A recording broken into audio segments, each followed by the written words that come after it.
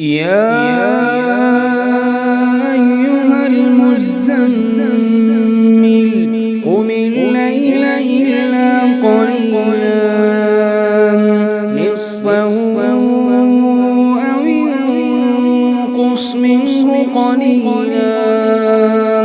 أو زد عليه ورتل القرآن ترتيلا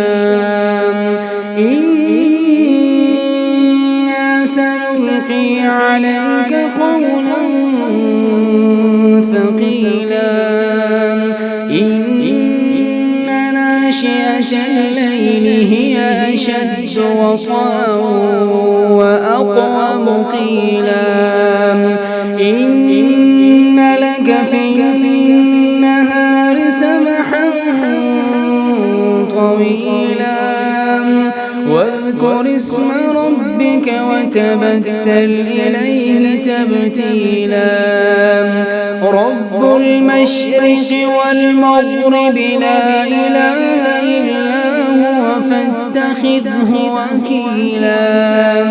واصبر على ما يقولون واهجرهم هجرا جميلا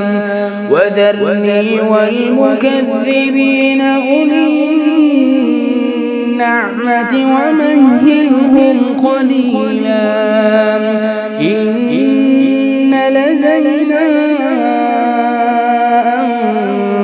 أنكالا وجحيما وطعاما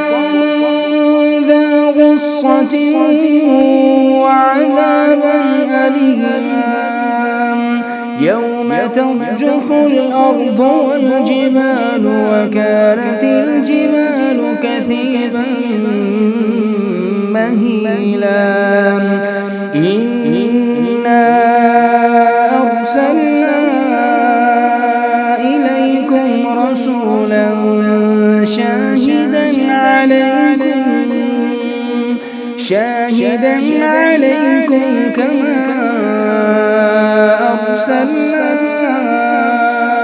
إلى فرعون رسولا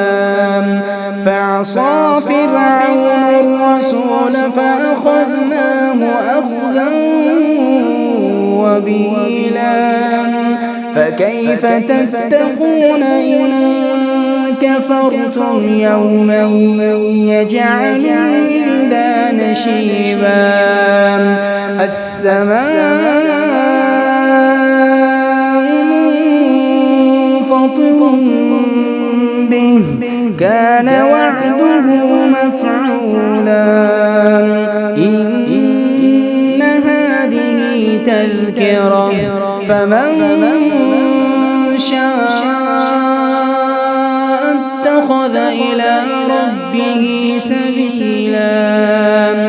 إن ربك يعلم أنك تقوم أدنى من ثلثي الليل ونصفه وثلثه وطائفة